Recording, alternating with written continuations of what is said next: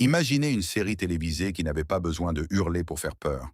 Une série en noir et blanc, avec des décors simples, une musique étrange et un homme en costume qui fixait calmement la caméra, comme s'il savait déjà ce qui allait vous arriver. The Twilight Zone n'a jamais été que de la science-fiction. Derrière les extraterrestres, les voyages dans le temps et les coïncidences inquiétantes se cachaient les peurs humaines, des secrets sombres et des vérités que la télévision des années 1950 osait à peine exprimer. Pourtant, c'est précisément pour cela que cette série est devenue une légende. Aujourd'hui, nous nous penchons sur 7 faits curieux concernant The Twilight Zone, qui montrent pourquoi cet univers n'a pas disparu à ce jour, car quiconque pénètre dans la Twilight Zone n'en ressort jamais tout à fait. H101. Rod Serling a déjoué la censure.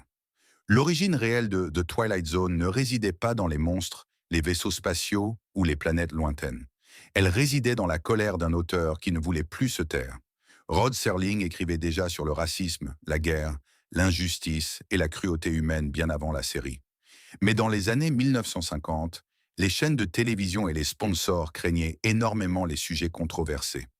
Lorsqu'un scénario devenait trop honnête, il était édulcoré, modifié ou presque totalement vidé de son sens.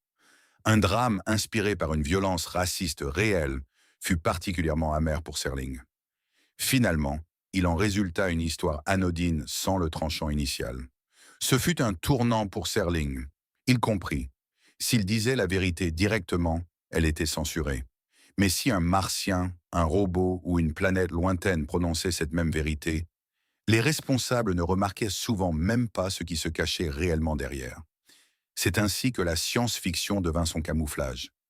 The Twilight Zone ressemblait à du divertissement, mais sous la surface, la série traitait des préjugés, de la peur, de l'abus de pouvoir et des côtés sombres de la société. La censure voulait arrêter Serling, mais elle ne fit que le rendre plus astucieux. Sans ces restrictions, The Twilight Zone ne serait peut-être jamais devenue ce qu'elle est aujourd'hui. L'une des séries les plus courageuses de l'histoire de la télévision. 2. Le célèbre générique n'était pas là au début. Aujourd'hui, quelques notes suffisent et presque tout le monde sait immédiatement. Quelque chose d'inquiétant va arriver. La musique du générique de The Twilight Zone est devenue si célèbre qu'elle dépasse depuis longtemps la série elle-même. Pourtant, cette mélodie précise n'était pas présente au début. Lors de la première saison, The Twilight Zone sonnait différemment. Rod Serling fit d'abord appel à Bernard Herrmann, le compositeur légendaire qui devint plus tard célèbre pour Psychose. Sa musique était élégante, sombre, tel un thriller classique de Hollywood. Elle correspondait à l'ambiance mystérieuse, mais n'avait pas encore ce son nerveux, reconnaissable instantanément, qui vous glace le sang. Ce n'est qu'à la deuxième saison que les producteurs cherchèrent de rendre quelque chose de plus étrange, de plus incisive. Ils puisèrent dans de courtes pièces musicales expérimentales du compositeur français Marius Constant et en assemblèrent deux. 4 notes de guitare agitées, un rythme étrange, une atmosphère comme un courant d'air froid dans une pièce vide. À partir d'un montage presque accidentel est né l'un des thèmes télévisés les plus célèbres de tous les temps. Le plus fou dans tout cela, Constant lui-même ne se doutait guère au départ de l'impact que sa musique avait en Amérique.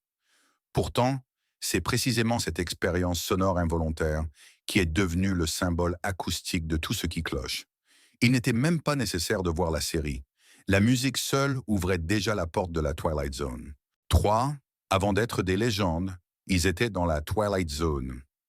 Une partie de la magie de The Twilight Zone réside dans le fait qu'on y reconnaît aujourd'hui de nombreux visages avant qu'ils ne deviennent de grands noms. La série était comme un banc d'essai sombre pour les acteurs. Quiconque y apparaissait devait non seulement jouer, mais rendre crédible la peur, le doute et la folie en quelques minutes seulement. William Shatner, bien avant de devenir célèbre en tant que Capitaine Kirk, perdait presque la raison dans Nightmare at 20,000 feet, parce qu'il voyait une créature sur l'aile d'un avion que personne d'autre ne pouvait apercevoir. Ce rôle devint plus tard l'une des scènes les plus connues et les plus citées de toute la série. Robert Redford est également apparu dans Nothing in the Dark, calme, doux et presque tröstlich, comme une incarnation inhabituelle de la mort. C'est précisément parce qu'il n'avait pas l'air menaçant que son personnage est resté si fortement gravé dans les mémoires. Burt Reynolds a montré très tôt son charme et son côté ironique, tandis que Burgess Meredith est devenu l'un des visages emblématiques de la série.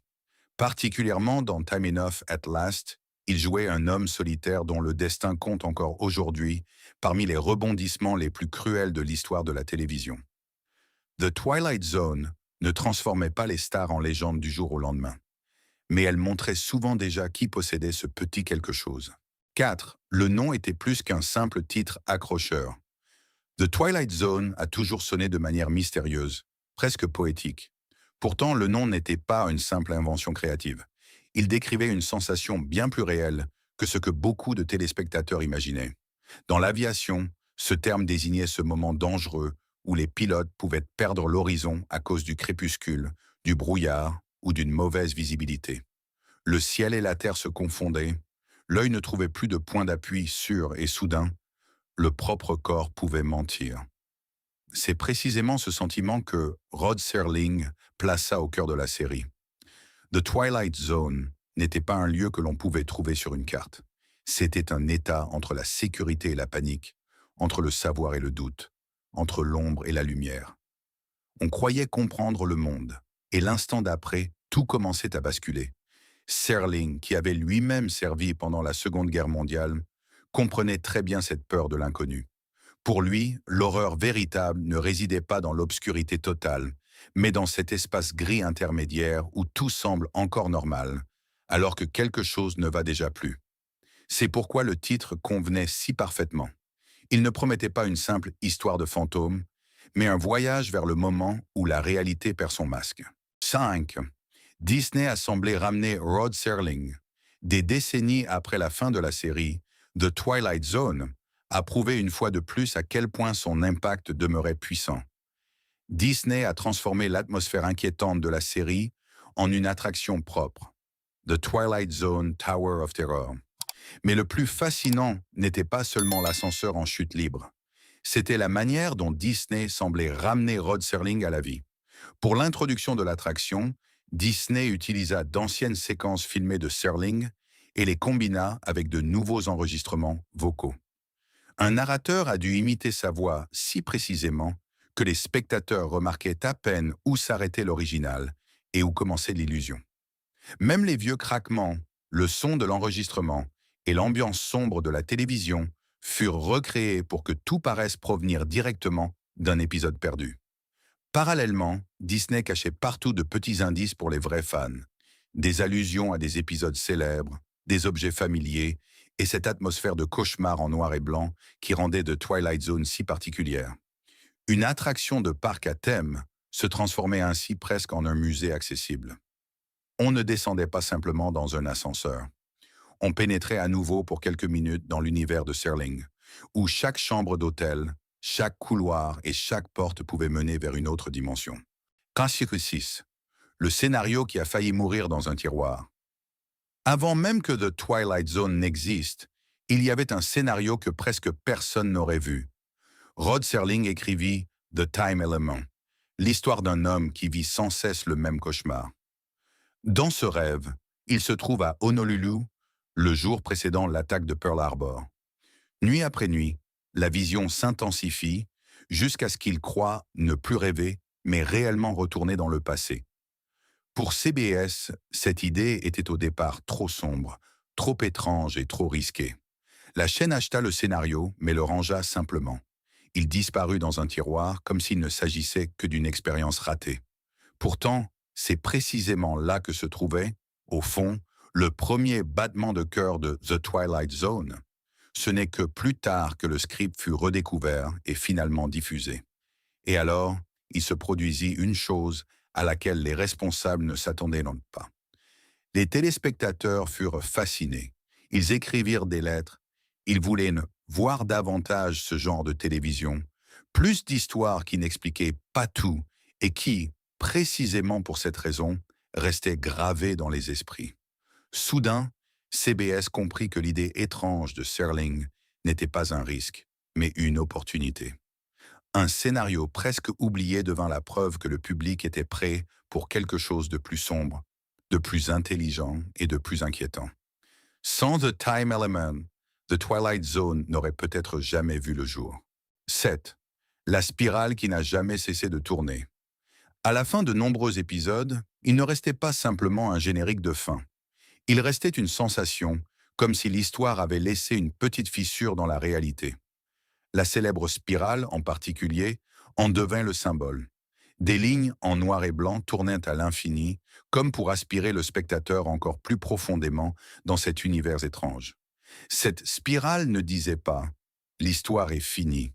Elle murmurait plutôt « peut-être vient-elle à peine de commencer ». C'est précisément là que résidait la force de The Twilight Zone. La série donnait rarement au public une fin rassurante. Elle laissait des questions ouvertes. Elle ne déposait pas la morale confortablement aux pieds des gens, mais forçait les spectateurs à y réfléchir eux-mêmes.